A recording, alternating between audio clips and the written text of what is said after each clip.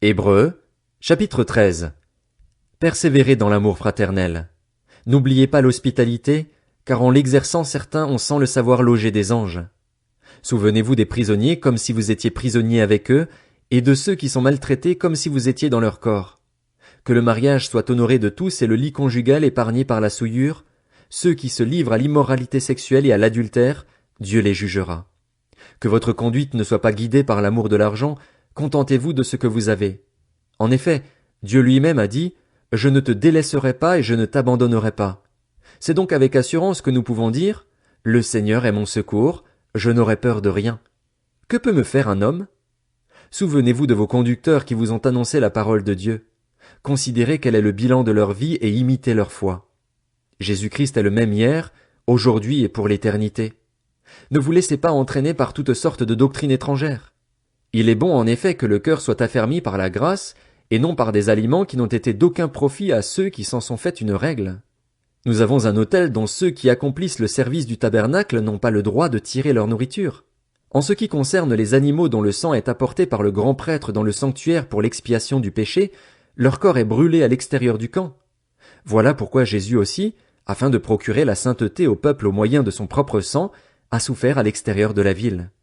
Sortons donc pour aller à lui à l'extérieur du camp, en supportant d'être humiliés comme lui. En effet, ici-bas nous n'avons pas de cité permanente, mais nous recherchons celle qui est à venir. Par Christ, offrons donc sans cesse à Dieu un sacrifice de louange, c'est-à-dire le fruit de lèvres qui reconnaissent publiquement lui appartenir. Et n'oubliez pas de faire le bien et de vous entraider, car c'est à de tels sacrifices que Dieu prend plaisir. Obéissez à vos conducteurs et soumettez-vous à eux, car ils veillent sur votre âme en hommes qui devront rendre des comptes. Ils pourront ainsi le faire avec joie et non en soupirant, ceux qui ne vous seraient d'aucun avantage. Priez pour nous. Nous sommes en effet convaincus d'avoir une bonne conscience, puisque nous voulons bien nous conduire en toutes circonstances.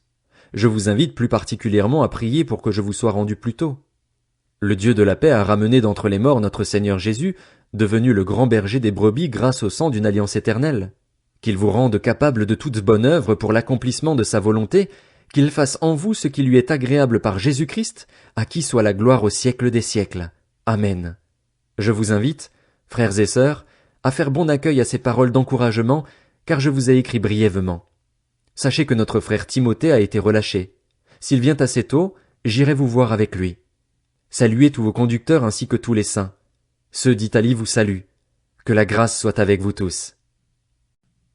Jacques, chapitre 1. De la part de Jacques, serviteur de Dieu et du Seigneur Jésus-Christ, aux 12 tribus dispersées. Salut.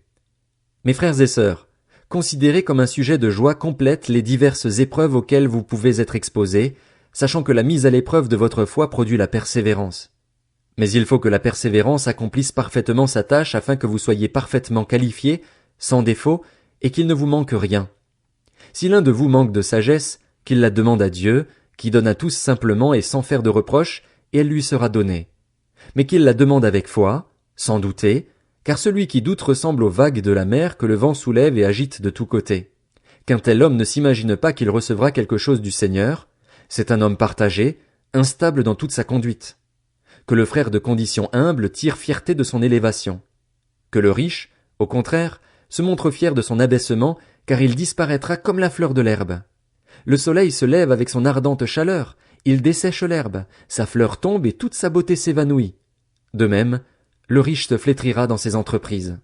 Heureux l'homme qui tient bon face à la tentation, car, après avoir fait ses preuves, il recevra la couronne de la vie que le Seigneur a promise à ceux qui l'aiment. Que personne, lorsqu'il est tenté, ne dise « C'est Dieu qui me tente », car Dieu ne peut pas être tenté par le mal et il ne tente lui-même personne. Mais chacun est tenté quand il est attiré et entraîné par ses propres désirs. Puis le désir, lorsqu'il est encouragé, donne naissance au péché et le péché, parvenu à son plein développement, a pour fruit la mort. Ne vous y trompez pas, mes frères et sœurs bien-aimés. Tout bienfait et tout don parfait viennent d'en haut. Ils descendent du Père des Lumières, en qui il n'y a ni changement ni l'ombre d'une variation. Conformément à sa volonté, il nous a donné la vie par la parole de vérité afin que nous soyons en quelque sorte les premières de ses créatures.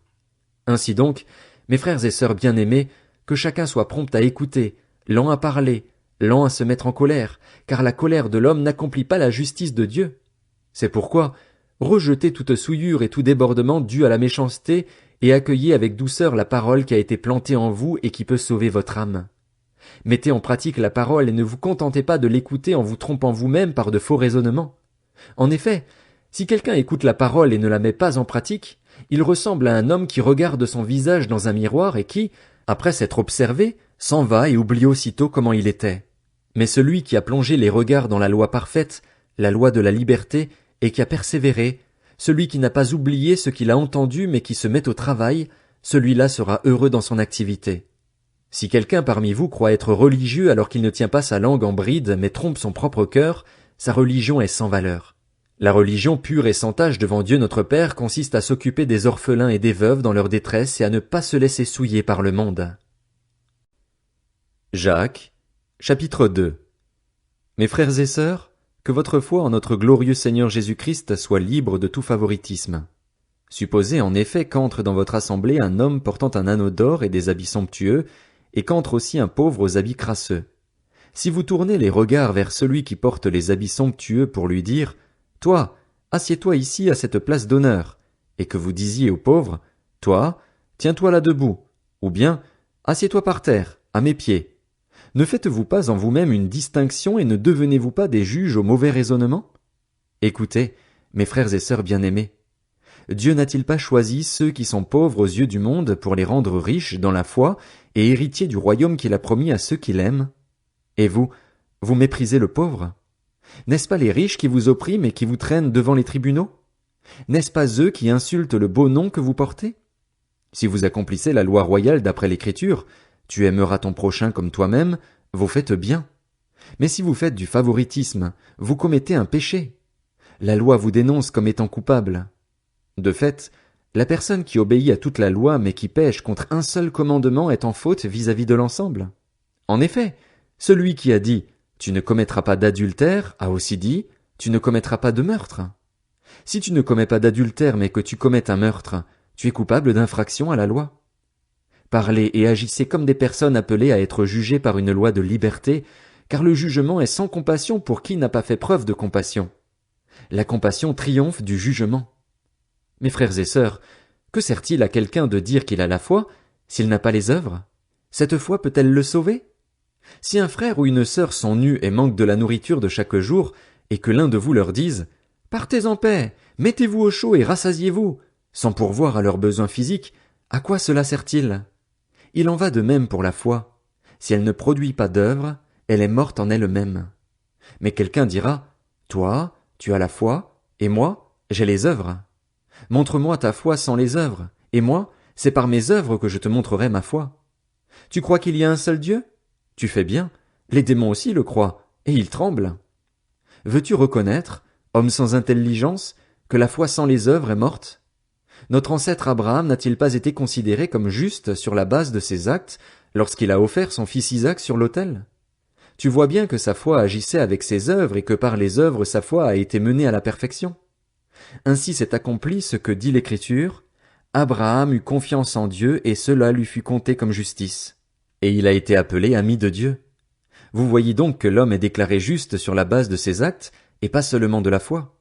Rahab la prostituée n'a-t-elle pas, de la même manière, été considérée comme juste sur la base de ses actes lorsqu'elle a accueilli les messagers et les a fait partir par un autre chemin?